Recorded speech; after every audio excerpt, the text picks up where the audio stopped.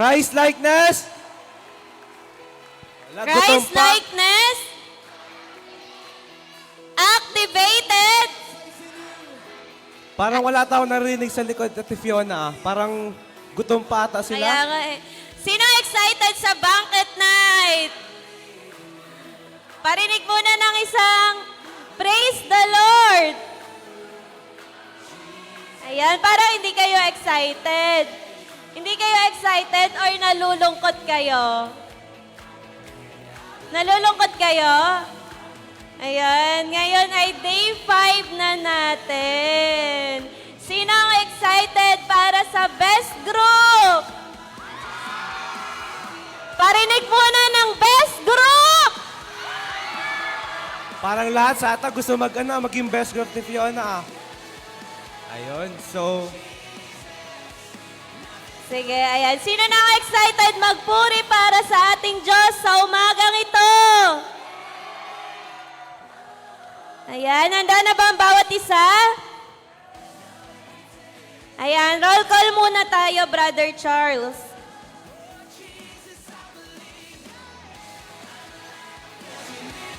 Ayan, nasaan ang Bethany?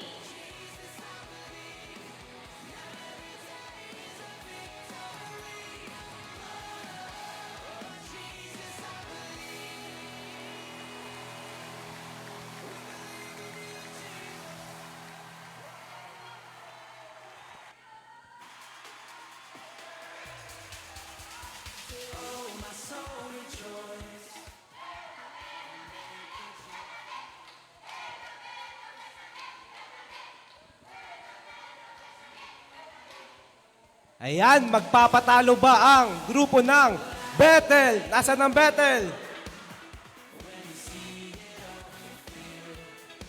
1, 2, 1, 2, 3, go!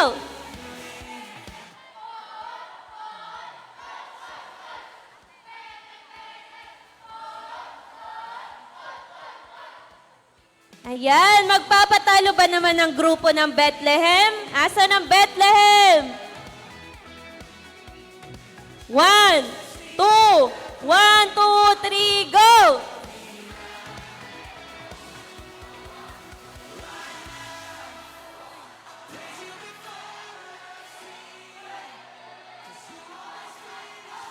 Yan, salamat Bethlehem. At ngayon naman, tawagin natin ang Damascus.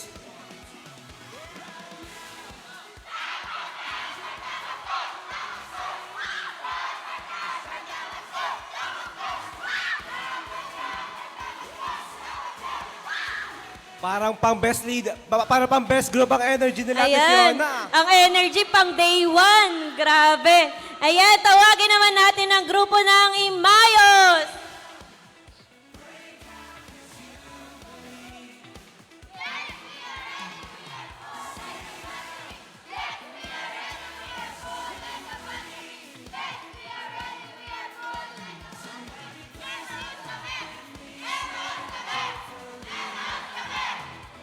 Mukhang ready na rin maging best group ang Imayus. Ngayon naman, tawagin natin ang Galilei.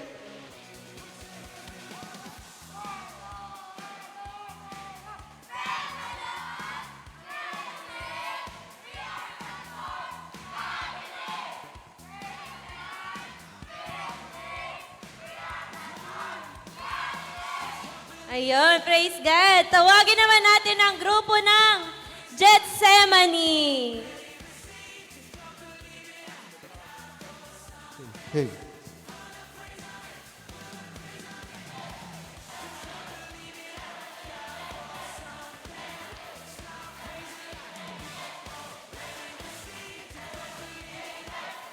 Hey. Ayan, thank you, Gethsemane. Ayan naman, tawagin natin ang grupo ng Golgotha.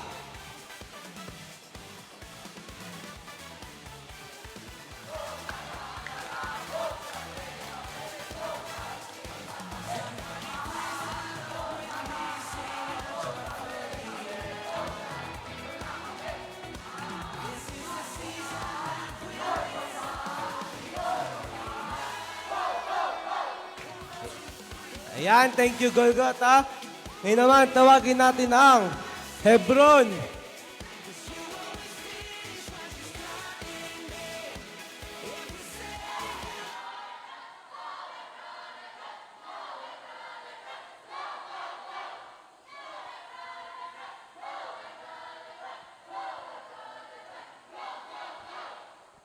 Ayan, magpapatalo ba ang grupo ng Jericho?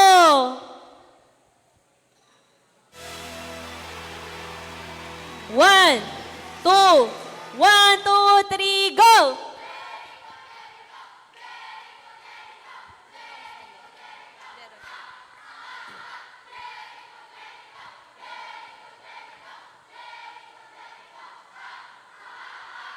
Yon, tawagin naman natin ang grupo ng Jerusalem.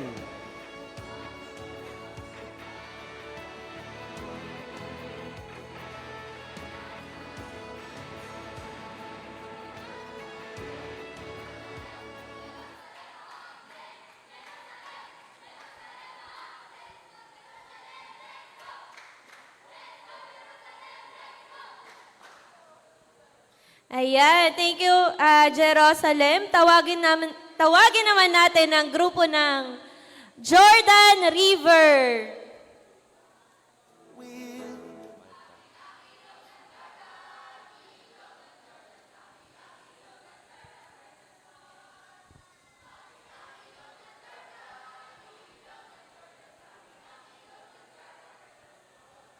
Yan, transform na transform ang ilog ng Jordan. Ngayon naman, tawagin natin ang Malta.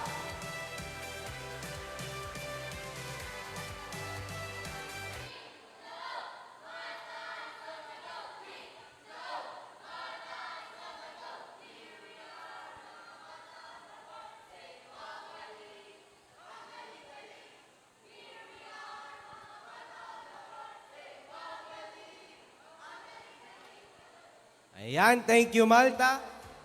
Ayan, tawagin naman natin ang grupo ng Mispa.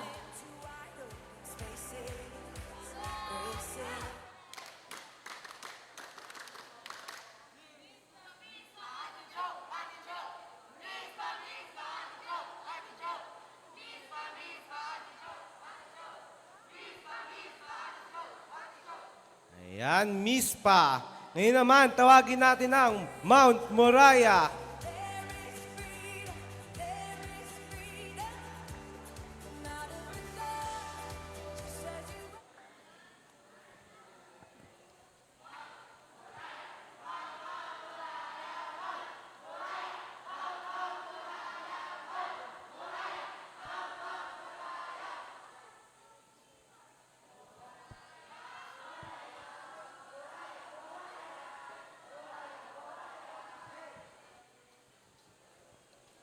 Ayan, thank you Mount Moriah. At isunod naman natin ang grupo ng Mount Olive.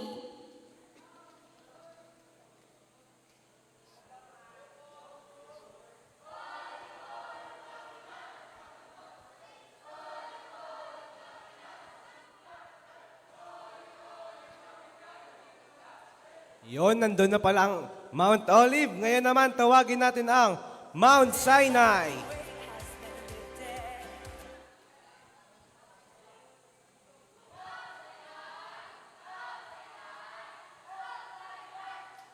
Yan, thank you, Mount Sinai.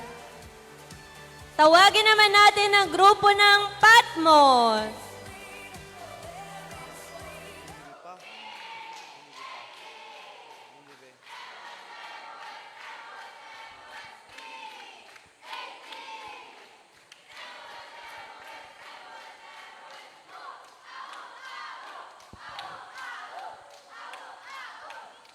Yan, thank you, grupo ng Patmos. Ngayon naman, tawagin natin ang grupo ng Ninive.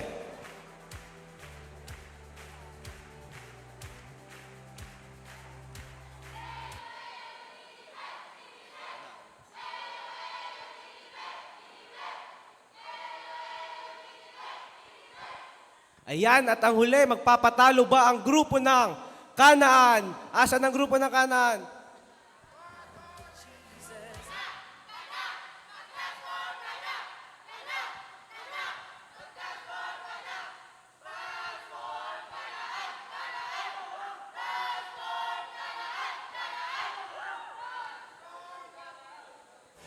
Ayan, purihin ang Diyos. Ayan, mukhang handa na ang bawat isa para sa gawain natin ngayon at inaanyayahan pong tumayo ang lahat. At para po sa scripture reading ay inaanyayahan po sa unahan si Brother Nemuel Nakita.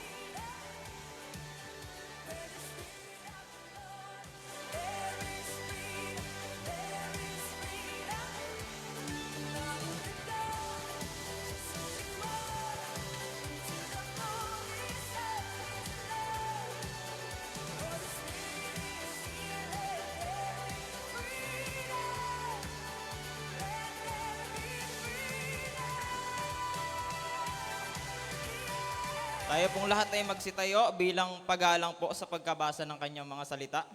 Kung kayo po ay may mga hawak na Biblia, pwede po kayo makibukas sa akin sa aklat ng Colossians chapter 3, verse 10. Ang sabi po dito, isunuot ninyo ang bagong pagkatao na patuloy na nababago at nagiging kalarawan ng Diyos na lumikha sa inyo upang lalo ninyo siyang makilala.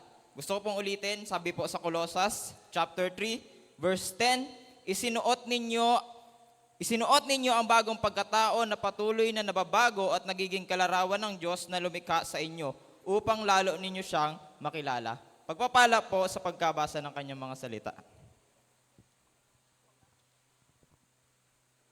Ayan, at para po sa pagpapatuloy ng ating gawain, tayo po ay pangungunahan ng Banus Church of Christ para sa ating praise and worship.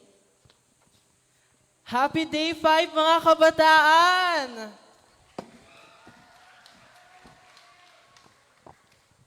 Ayan, so manatili po tayo nakatayo para magpuri sa Panginoon.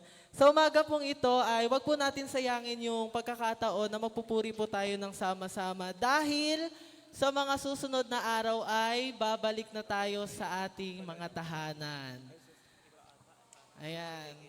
So, babalik man tayo sa mga tahanan natin, hindi naman tayo babalik sa dating tayo. Amen po ba? Amen. Ayan. Uuwi tayong transformed. Ang tanong, gising na ba ang lahat? Gising na kaya? O, shake, shake, shake nga muna sa taas. Shake sa baba. Shake sa parehas sa side. Taas ang kamay. Tingin sa kanan. Tingin sa kaliwa. Anong amoy? Joke lang. So, normal sa buhay natin, ang maranasan natin na parang may kulang. Pero,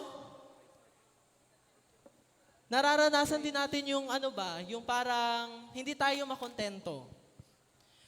Kung noon, kapag tayo ay may pinagdadaanan, humahanap tayo dito sa mundo ng mga solusyon. Gaya na lang ng kapag tayo napapagod, humahanap tayo ng kapahingahan, natutulog tayo, mga ganyan. Kapag naguguluhan tayo, humahanap tayo ng kapayapaan. Umaalis tayo, nag-isolate tayo.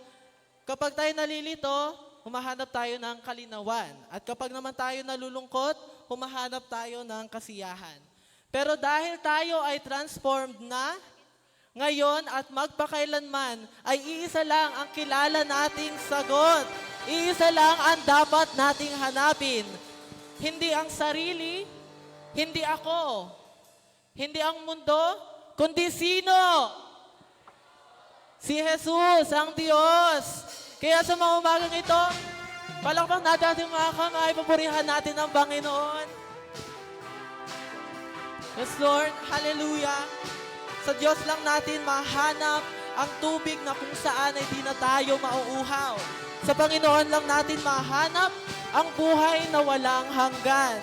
Ang buhay na sapat at puno ng pagmamahal. Kaya patuloy po tayong umawit. Itaas po natin ang dakilang pangalan natin, Panginoon. Hallelujah.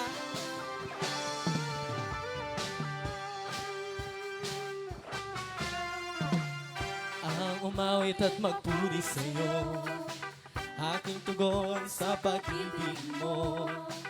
Langit at lupa ay sa iyo sasamba. O Diyos, purihin ka.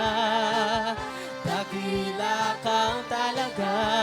Minsan pa ang umawit ang umawit at magpuri sa'yo. Aking tugon sa pag-ibig mo, langit at lupa. O Diyos, purihin ka, dakila kang talaga. Ikaw ang hinahanap ko sa buhay kong ito. Pag wala ka ay di makontento. Tuwing sumasamba sa'yo, sagad-sagaran ang kasiyahan, tunay na nadarama ko. Yes, oh. Ang banal na tahanan mo, sumo, kaligayahang di kayang bilhin. Sa'yo ko lang nadama, dakila kang talaga. Ikaw ang hinahanap ko sa buhay kong ito. Pag wala ka ay di makontento. Tuwing sumasamba sa'yo, sagad-sagaran ang kasiyahan, tunay na ikaw ang hinahanap sa buhay kong ito. Pag wala ka ay di makontento. Tuwing sumasamba sa'yo, sagad-sagaran ang kasiyahan, tunay na nadarama ko. Oh, yes, Lord, hallelujah. Pinapupurihan ka namin, tinataas ka namin, Diyos. Sa mga oras na ito, sabay-sabay natin awitin, ikaw ang hinahanap. Ikaw ang hinahanap ko. Sa buhay kong ito, pag wala ka, ay di Kontento tuwing sumasamba sa'yo, sagad-sagaran na kasiyahan, tunay na nagdarama. Ikaw ang hinahanap ko sa buhay kong ito. Pag wala ka ay di makontento. Tuwing sumasamba sa'yo, sagad-sagaran na kasiyahan, tunay na nagdarama ko. Kasiyahan, kasiyahang tunay na nadarama ko. Kasiyahang tunay na nadarama ko. Yes, Lord, hallelujah. Patuloy po tayo umawit at iparamdam natin sa Panginoon na mahal natin siya. Kaya awitin po natin, mahal na mahal.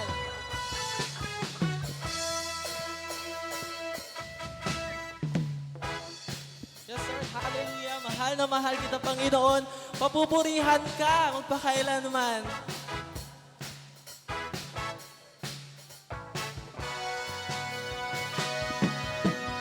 Mahal na mahal kita, Panginoon. Mahal na mahal. Mahal na mahal kita, Panginoon. Kailan may di kita ipagpapalit, pagkat sa piling mo'y langit. Mahal na mahal kita, Panginoon. Minsan pa mahal na mahal. Mahal na mahal kita, Panginoon. Mahal na mahal. Mahal na mahal kita, Panginoon. Mahal na mahal. Kailanman di kita ipagpapalit, pagkat sa piling mo. Mahal na mahal, Panginoon. Habang buhay, papupurihan ka. Habang buhay, maglilingkod sa'yo. Habang buhay, pag-ibig ko sa'yo'y iaalay. Mahal na mahal, mahal na mahal kita, Panginoon. Mahal na mahal, Panginoon.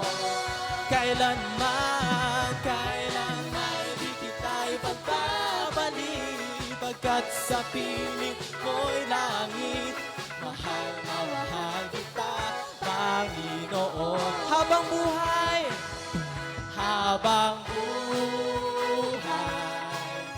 papupurihan. Yes, Lord, hallelujah.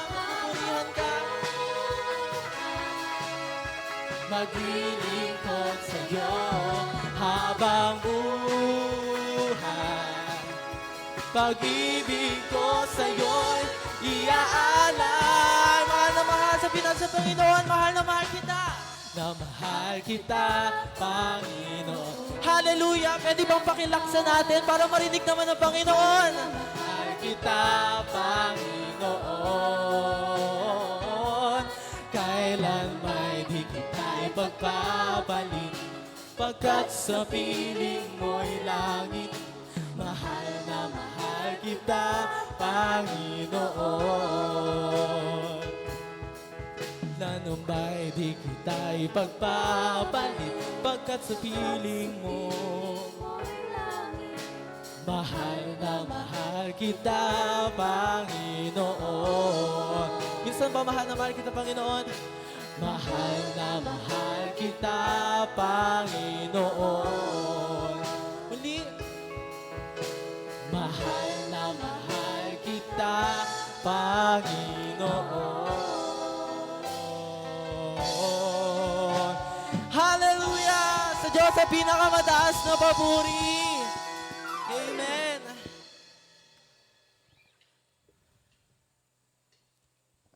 Yes, Lord.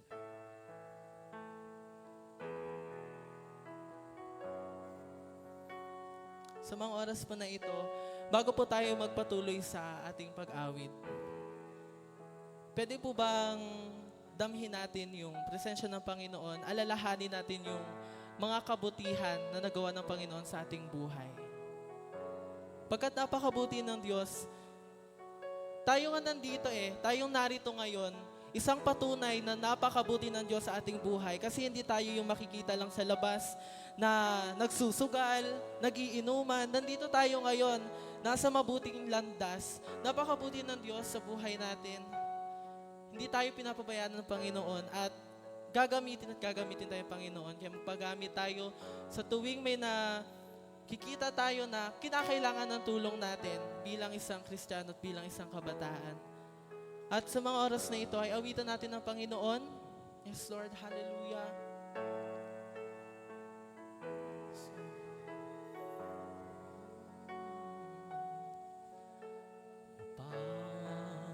Pagkabutihan ng nais mo, buhay ay ganap at husto. Sa landas ng pagpapago, katuwiran mo ang lalakaran ko. Minsan pa, bawang kabutihan ng nais mo, ibinigay mong buhay ay ganap at husto. Sa landas ng pagpapago, katuwiran mo ang lalakaran ko.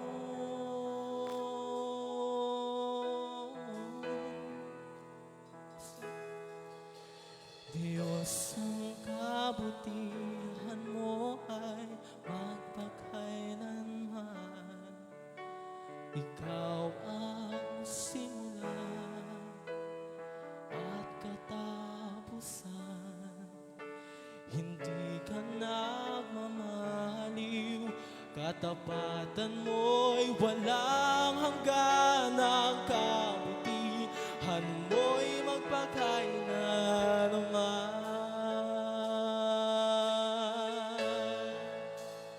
Minsan pa, Diyos, ang kagandahan ng kalooban mo, naglalarawan ng dakilang pag-ibig mo. Sa landas ng pagbabago, katuwiran mo ang lalakaran ko. Diyos, ang kabutihan, Diyos, ang kabutihan mo ay magpakailanman. Ikaw ang simula at katapusan. Hindi ka nagmamaliw, katapatan mo. Ang kabutihan mo'y magpakailanman. Diyos ang kabutihan, magpakailanman ikaw ang simula at katapusan. Hindi ka nagmamaliw, katapatan mo'y walang hanggan. Ang kabutihan mo'y magpakailanman. Yes, Lord, napakabuti mo sa aming buhay. Pinupuri ka namin, O Diyos. Hallelujah.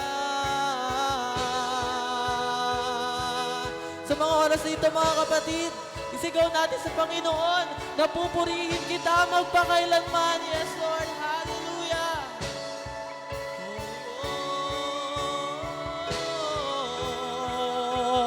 Diyos.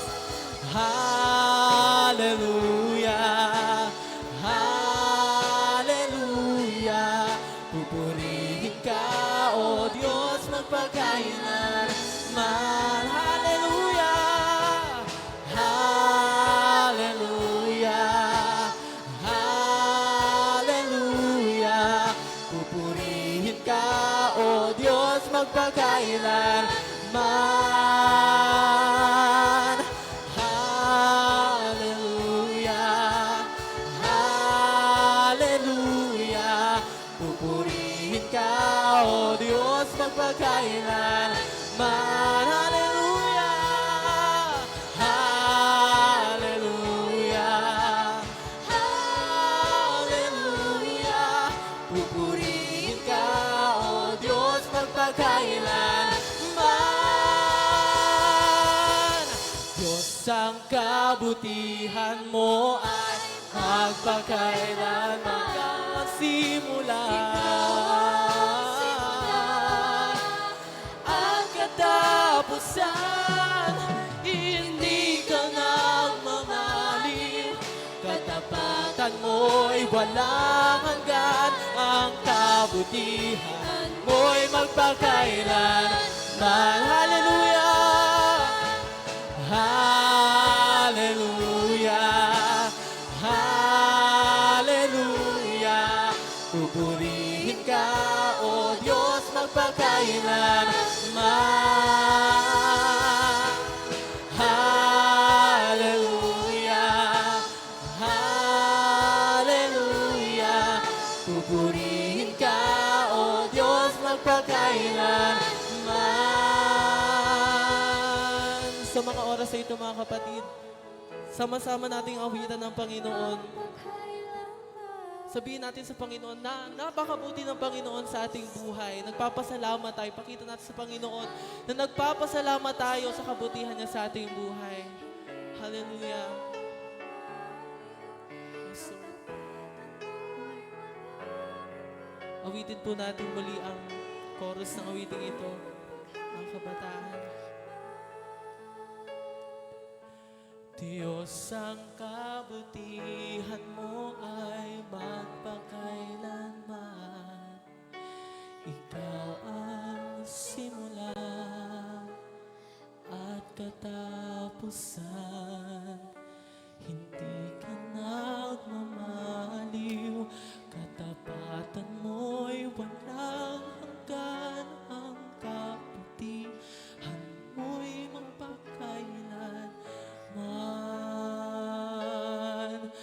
Ang kabutihan mo'y magpakailanman. Ang kabutihan mo'y magpakailanman. To God be all the highest glory.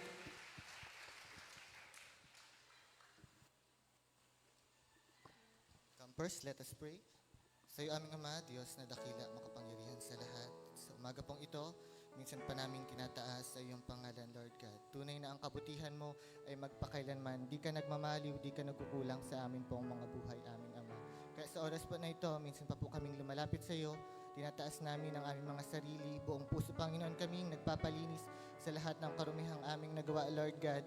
Minsan pa, Panginoon, tulungan, Panginoon, kami na magbaguhin ang aming pong mga sarili, Lord God. Patuloy na mamuhay, nakasama ka, Panginoon, sa aming pong mga puso.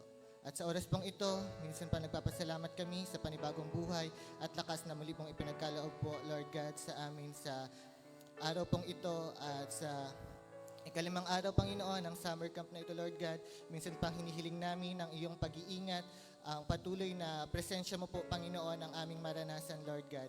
At sa amin po mapapakinggan na iyong mga salita, patuloy, Panginoon, na mga gagamitin mo, Lord God, ay patuloy na ipagkaloob sa kanila ang karunungan nagmumula sa iyo at patuloy, Panginoon, na ipakatago mo sila sa iyong likuran, Lord God. Kaningningan mo, Panginoon, na makita at sa amin po makikinig, patuloy na ipagkaloob sa amin ang malawak na pangunawa upang sa gayon maintindihan namin ang mga salita, Panginoon, na mumutawi sa kanilang mga bibig, Lord God, na nagmumula sa iyo, Lord God.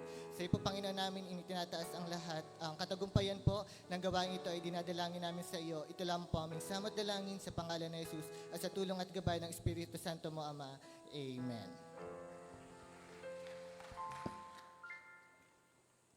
Christ-likeness activated. Ayan, ang hina ng energy, Kuya Charles. Parang kailangan pang sumayaw. Kailangan ba? Christ-likeness. Ayan, hindi pa tayo nagsisimula. Parang antok na kayo. Ayan, Christ-likeness. Parinig naman ng isang malakas. Christ-likeness. Ayan, activated. Ayan, mukhang ready na sila, Ate Fiona. So, bago ang lahat, gusto lang namin kayong i-remind na bawal mag-cellphone during sermon and bawal din matulog. So, may authority ang ating mga counselor na kuhain ng inyong cellphone once na makita kayong nagsa-cellphone during sermon. At pwede nyo sabihin na, pwede nyo bang ako sundan na, sabihin nyo sa katabi nyo, pwede nyo akong batukan pag nakita nyo akong natutulog.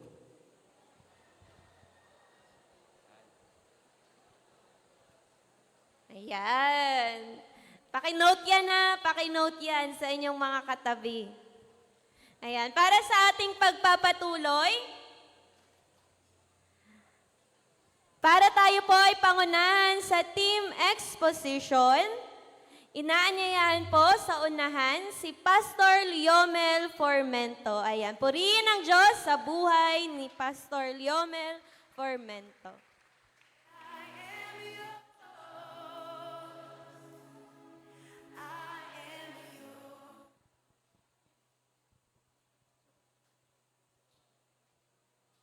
Are you having fun, campers?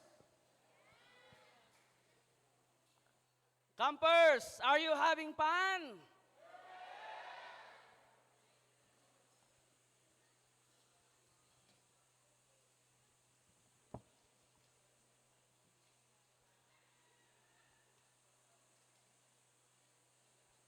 Alin po dito ang, okay lang po itong gamit ko?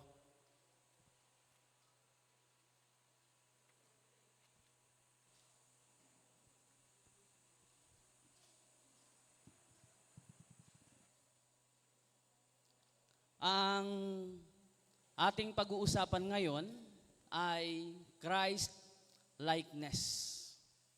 Tama? Sabi ng ating Odi kanina, Christ-likeness. Parang walang energy ang mga campers ngayon. Napuyat ba kayo kagabi? Napuyat? Bakit kayo napuyat? Pero kahit dapat puyat, meron dapat tayong energy kapag ang ating gagawin ay pagpupuri sa Panginoon. Amen? Christ-likeness activated.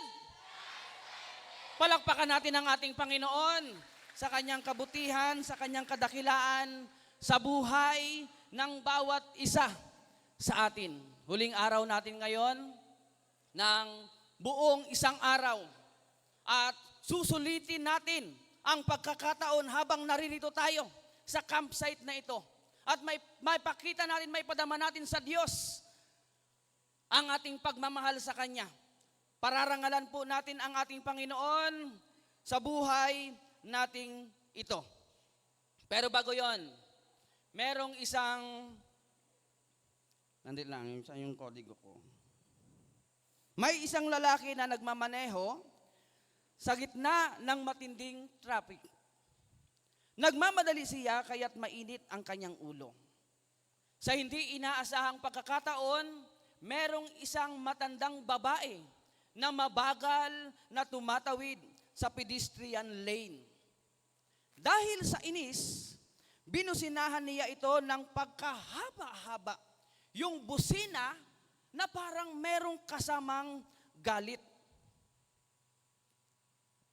Hindi pa siya nakontento, binaba niya ang bintana at sumigaw, "Hoy! Ang bagal mo naman, doon ka sa bangketa." Sabay padyak sa gas at pakitang gilas sa pag-overtake habang bumubulyaw sa ibang mga sasakyan. Maya-maya, merong tumapik sa kanyang likod, sa kanyang balikat. Paglingon niya, isang pulis pala. Sabi ng pulis, "Sir, bumaba po kayo. Arestado po kayo."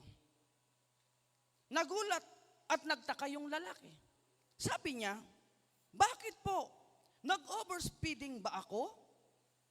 O dahil ba sa busina?" Sabi ng pulis, "Hindi po. Nakita ko po kasi ang likod ng sasakyan nyo. May sticker ng I love Jesus. Tapos nakasabit po sa salamin sa harapan ng inyo pong driver seat ang sticker na merong nakalagay na John 3:16. At sa likuran po ng inyong plaka, sa frame po ng inyong plaka or plate number, nakalagay Christ-like." Napakamot ng ulo yung lalaki. Sabi ng pulis, "Kaya nung nakita kitang nagsisisigaw, nang gagalaiti sa galit at nambubulyaw sa matanda, akala ko, ninakaw mo lang itong sasakyan. Kasi sa asal mo, imposibleng ikaw ang may-ari nito." Campers, mga kabataan, minsan parang yung driver tayo. Marami tayong accessories ng pagiging Kristiyano. Meron tayong bracelet sa ating mga kamay. Sino may mga bracelet dyan?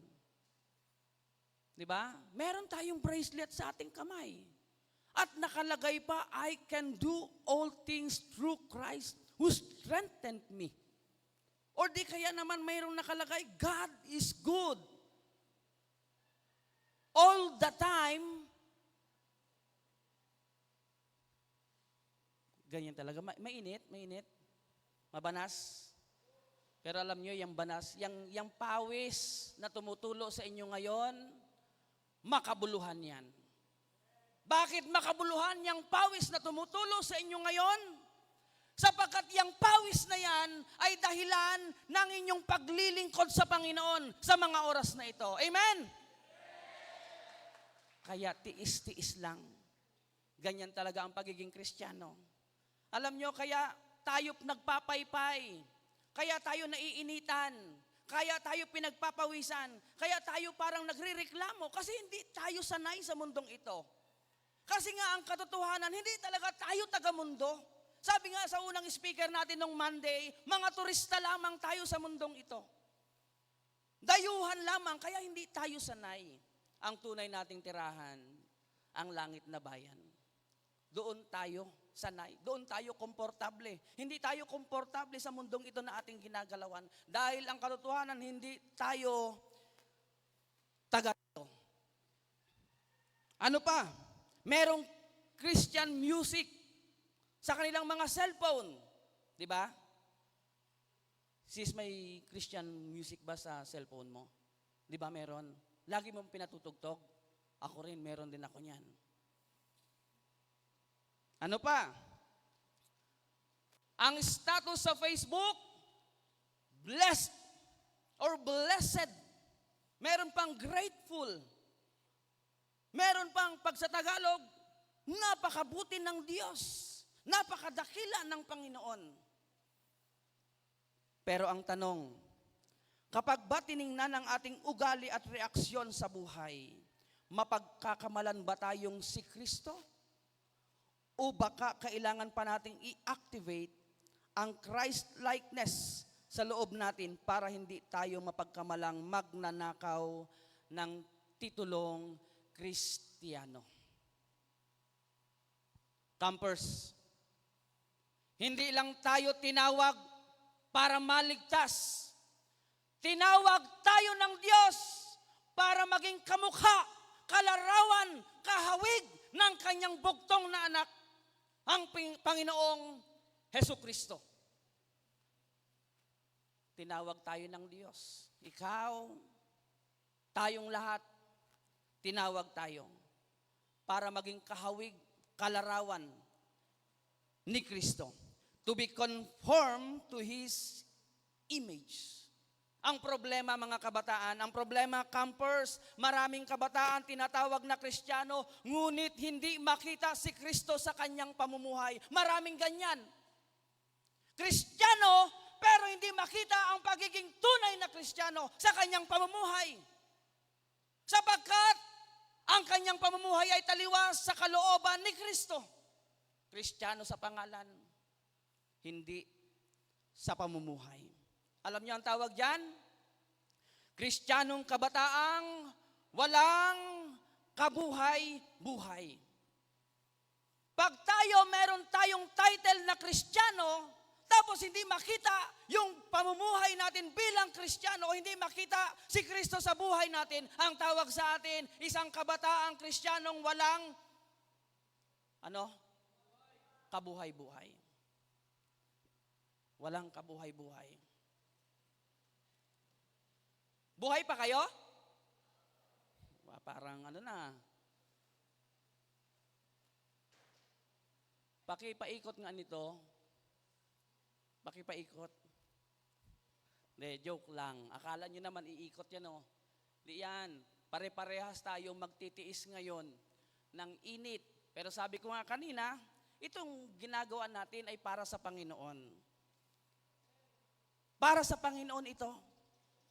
Para sa Diyos na lumikha sa iyo, sa akin, sa ating lahat. Kaya dapat marunong tayong magtiis. Dito lang yan, sa lupa. Dito lang yan sa lupa. Pagdating natin sa langit, maayos na ang ating kalalagayan. Now, paano natin i-activate yung pagiging Christ-likeness sa ating mga buhay? O paano magiging aktibo yung pagiging Kristiyano natin o makikita si Kristo sa ating pamumuhay? 3 hakbang mga kabataan. 3 hakbang para ma-activate natin yung pagiging Christ-likeness. Unang bagay, sabi diyan, paghubad sa lumang pagkatao. Paghubad sa lumang pagkatao. Sino dito ang hindi pa tumanggap kay Kristo bilang Diyos at tagapagligtas ng kanyang buhay? O hindi pa nabautismuhan? Pakitaas nga ng kamay. Pakitaas nga ng kamay nang hindi pa nababautismuhan. Wala na? Yan, meron pa. Ilan? Isa? Dalawa? 2, 3, 4, 5, 6, 7, 8. So meron pang 8 na hindi pa nababautismuhan. Pero karamihan sa atin, tumanggap na kay Jesus bilang Diyos at tagapagligtas ng ating mga buhay. At sumunod hanggang sa tubig ng bautismo. Campers, di ba nung hindi pa natin tinatanggap si Kristo, tayo yung nasusunod sa ating mga sarili. Tama? Tama? Kung ano yung gusto nating gawin, siyang masusunod. Kung anong desisyon natin, siyang masusunod, siyang nangyayari. Pero nung tinanggap natin si Jesus bilang Diyos at tagapagligtas ng ating mga buhay, hindi na tayo ang nasusunod sa ating mga sarili, kundi si Kristo na ang nasusunod sa ating mga buhay. Amen? Si Kristo na ang nasusunod sa ating mga buhay. Sa madalit sabi, si Kristo na ang nakikita sa ating mga buhay. Si Kristo na ang ipinamumuhay natin. Ang larawan na ni Kristo ang nakikita ng mundo sa atin. Mula nang tanggapin natin siya bilang Diyos at tagapagligtas ng ating mga buhay. Campers, tandaan natin, bago ma-activate ang bago, kailangang i-deactivate ang luma. Example, ang isang napakalinis na damit o yung walang dungis na damit, hindi mo siya maisusuot hanggat hindi mo hinuhubad yung isang maruming damit. Tama? Ang isang madungis na damit, hanggat hindi mo hinuhubad ito, hindi mo maisusuot yung isang malinis na damit. Sabi ng quotation, nawala po kasi yung aking kodigo. Pero ganun pa man, mabuti pa rin ang Panginoon. Sabi ng isang quotation, you cannot put on the new self without taking off the old one. Hindi natin maisusuot ang bago hanggat hindi natin hinuhubad yung luma.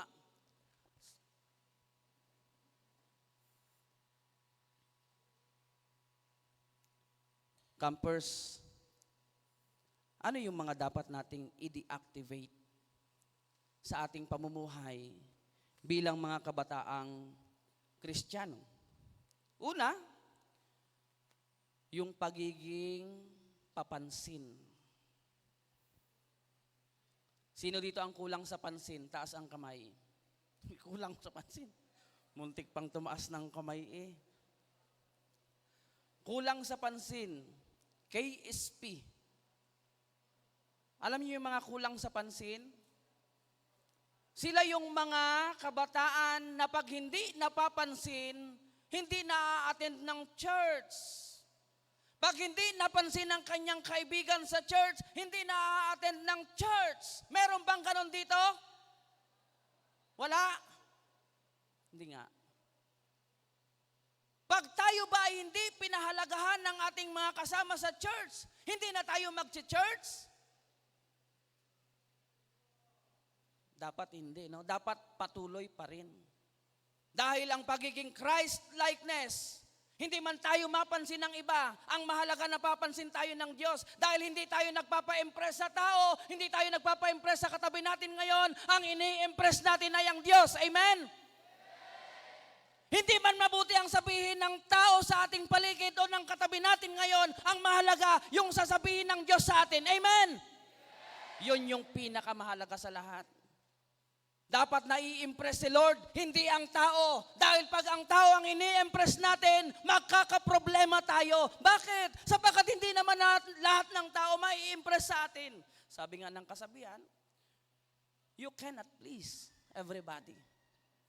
Hindi natin mabibigyan kaluguran ang lahat. Pero pag ang binigyan natin kaluguran ay ang Diyos, panalo tayo. Yun yung pinakamahalaga. Yun yung pagiging Christ-likeness. Kaya huwag tayong maging kulang sa pansin. Hindi porke hindi ka lang napansin, hindi ka na magsisimba. Dapat tuloy-tuloy pa rin tayo sa pagsisimba. Pangalawa,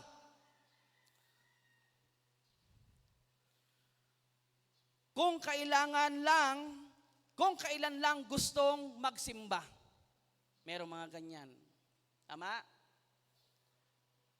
Ibig sabihin, pag ang isip natin, pag ang desisyon natin, kung kailan lang natin gustong magsimba, tayo pa rin ang nasusunod sa ating mga sarili. Wala yung pagiging Christ-likeness sa ating mga buhay. Dahil tayo pa rin ang nasusunod sa ating mga sarili. Pag malapit na ang camp, sobrang sipag na magsimba. Marami kasing mga kabataan ganito. January to December, January, ano ba? Sabihin natin, July to March, patamad-tamad sa simbahan. Pero pag malapit na ang camp, sobrang active na. Kasi nga, ang gusto lang nila, umattend lang ng camp. Sa tingin nyo ba, Christ-likeness yon? Christ-likeness ba yon, mga kabataan? Yung tayo ang nasusunod at hindi ang Diyos? Kung kailan lang natin gustong magsimba, doon lang tayo magsisimba? At kung anong oras lang natin gustong pumunta ng church, yun ang ginagawa natin? Hindi pagiging Christ-likeness yun. Meron din namang mga kabataan, ganito, laman lagi ng church every Sunday. Hindi lang kabataan, marami rin mga kapatiran o merong mga kapatiran ganito. Every Sunday na sa church. Pag-awitan, may pataas-taas pa ng kamay. Mahal kita, Panginoon. May papikit-pikit pa ng mata. Minsan may patulo-tulo pa ng luha. Pero paglabas ng church, nasa mundong muli. Anong ibig sabihin? Pag Sunday, praise God. Monday to Saturday, erase God. Nakakalungkot.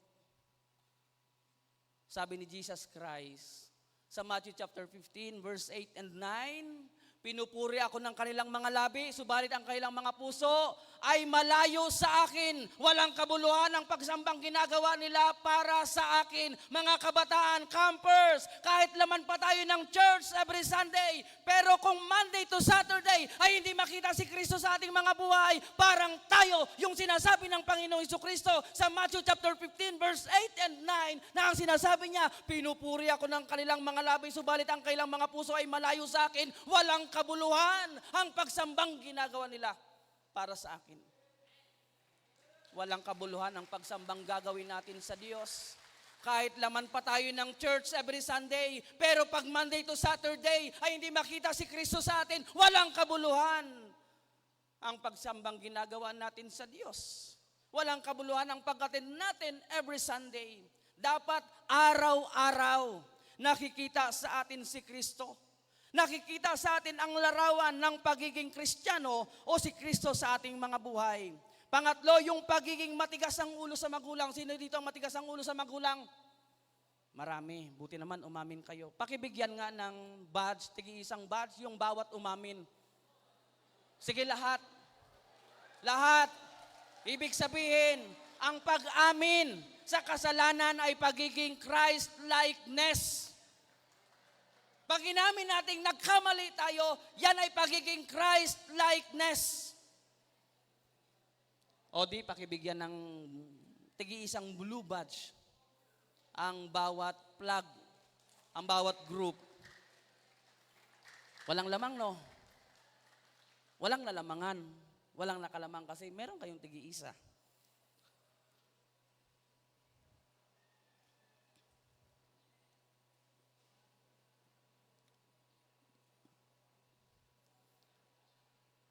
Problema sa atin, mga kabataan. Mga kapwa ko kabataan, problema sa atin. Madalas pinuproblema tayo ng ating mga magulang. Tama? Ito pa ang problema. Ito yung pinakamalaking problema. Pagdating sa church, sobrang sipag natin. Umaattend tayo, aktibo tayo sa gawain ng church. Pero pagdating ng bahay, ang tamad-tamad natin, sakit tayo sa ulo ng ating mga magulang. Bakit? Uutusan ka lang maghugas ng plato. Ang sasabihin mo, nay si ate na lang, nay si bunso na lang, nay wait lang, mamaya na yan. Nasaan ang pagiging Christ-likeness? Sayang naman yung pagiging aktibo natin sa church. Tapos hindi man lang natin mai-apply hanggang sa ating tahanan. Kaya minsan hirap na hirap tayong umattend ng camp eh. Kaya minsan mga kabataan, alam nyo kung bakit nahihirapan tayong umattend ng camp, hindi tayo pinapayagan ng ating mga magulang, kaya tayo nahihirapang pumunta ng church, hindi tayo pinapayagan ng ating mga magulang. Bakit? Kasi nga pagdating sa bahay, hindi natin mai-apply yung pagiging Christ-likeness. Ang sipag natin sa church, pagdating sa bahay, ang tamad-tamad natin. Kaya hirap na hirap tayong magpaalam sa ating mga magulang para umattend ng mga fellowship.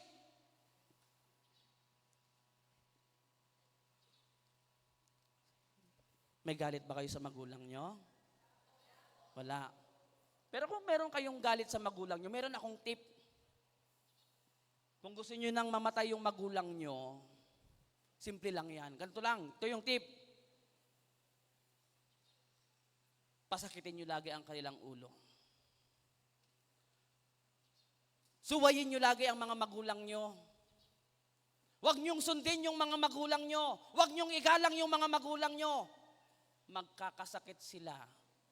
Kasunod nun, mau-hospital sila. Pag hindi kinain ng hospital, patay ang mga magulang nyo. Gusto nyo ba yon? Kung ayaw nyong mangyari yan sa magulang nyo, simple lang.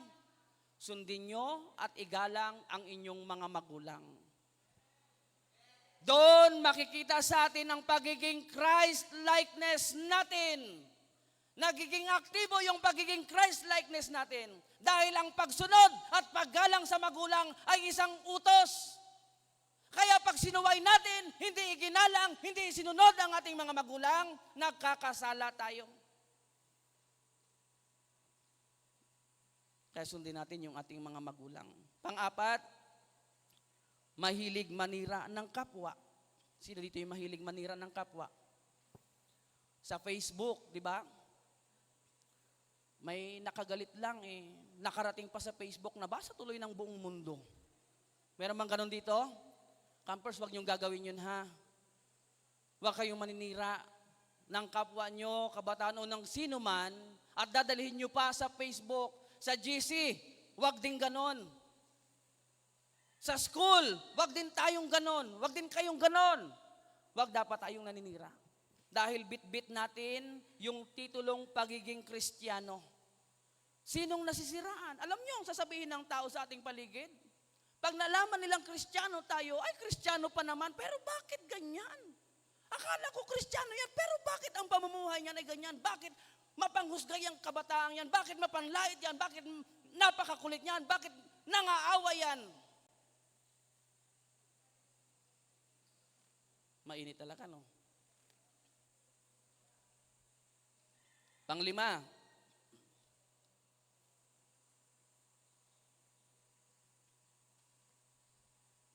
na dapat nating i-deactivate sa ating pamumuhay bilang Kristiyano, yung bisyo.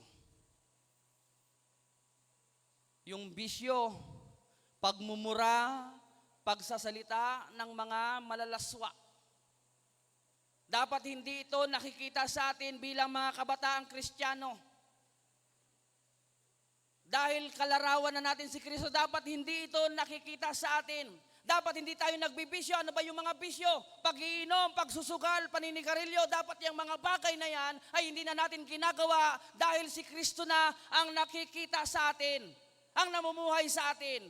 Kapag ginagawa natin yan, sabi ko nga kanina, ang tawag sa atin, Kristiyanong kabataang walang kabuhay-buhay. Gusto niyo bang tawaging Kristiyanong kabataang walang kabuhay-buhay? Opo. Sino nagsabi noon? Opo. Hindi po. Bigyan nga ng isang badge yun yung grupo noon. Hindi po, kasi nagsagot siya Nagsagot din kayo? Pasensya na, siya lang narinig ko.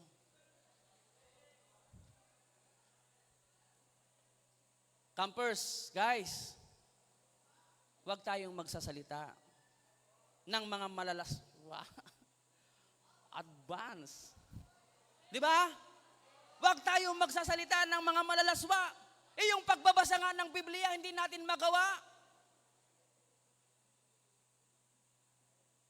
Pero pagsasalita ng malalaswa, tuwang-tuwa. Huwag ganon. Dapat hindi tayo ganon. Pang-anim, Pag sa church, banal at maayos kausap, pero pag kasama ang barkada, bastos na ang bibig, mapanglait. Sabi ng Ephesians chapter 4, verse 22, wala yung ating PowerPoint. Ephesians chapter 4, verse 22, sabi ay ganito, iwanan ninyo ang dating pamumuhay, hubarin na ninyo ang inyong dating pagkatao na napahamak dahil sa masasamang pita. Ang sabi ni Apostol Pablo, alisin na natin, iwaksin na natin yung dati nating ginagawa, yung mga bagay na hindi ayon sa kalooban ng Diyos para makita si Kristo sa ating pamumuhay. Ang sabi ng Colossians chapter 3 verse 9 and 10, sabi ay ganito, chapter 3 verse 9 and 10, sabi ni Apostol Pablo, huwag kayong magsisinungaling sa isa't isa. Huwag kayong magsisinungaling. Yamang hinubad na ninyo ang dating pagkatao pati ng mga gawa nito at nagbihis na ng bagong pagkatao. Patuloy itong nababago ayon sa larawan ng Diyos na lumikha sa inyo upang maging ganap ang inyong kaalaman tungkol sa Kanya. Binago na tayo ng Diyos. Amen? Binago na tayo ng Diyos. At araw-araw binabago tayo ng Diyos. At dapat patuloy tayo nagpapabago sa Diyos upang patuloy tayong maging kalarawan ni Kristo. Amen. Purihin ang Panginoon. Pangalawang bagay, mga kabataan, pangalawa pa lang tayo, pagyakap sa ating layunin. Tandaan nyo unang bagay, paghubad sa lumang pagkatao para ma-activate natin yung pagiging Christ-likeness. Una, paghubad sa lumang pagkatao. Hubarin natin yung dati nating pagkatao, yung mga bagay na makasalanan, at ibihis natin yung mga bagay na naaayon sa kalooban ng Diyos. Pangalawa, pagyakap sa ating layunin.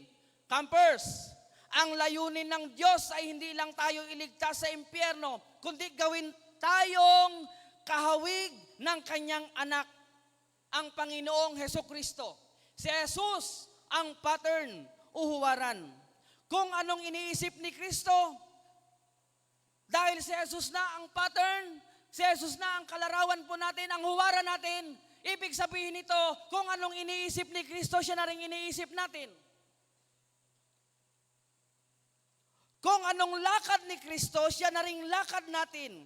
Kung anong salita ni Kristo, siya na rin ang salita natin. Kung anong kinamumuhian ni Kristo, siya na rin dapat ang kinamumuhian ng bawat isa sa atin. At ano yung mga bagay na kinamumuhian ni Kristo? Pride. Number 1 yung pride. Alam niyo yung pride? Pride. Chicken. Hindi, alam niyo yung pride? Satanic character. Pag may pride tayo,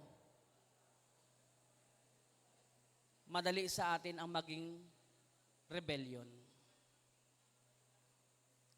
Ang kinamumuhian ni Kristo ay yung mga Kristiyanong kabataang hindi marunong magpasakop sa pamunuan ng kanyang iglesia.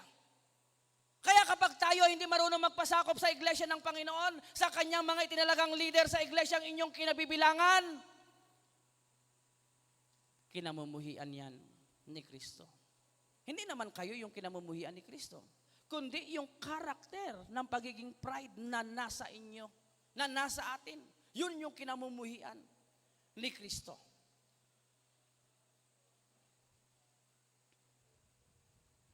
Campers, kung anong pinahahalagahan ni Kristo, siya na rin dapat ang pinahahalagahan natin. Kung anong itinitibok ng puso ni Kristo,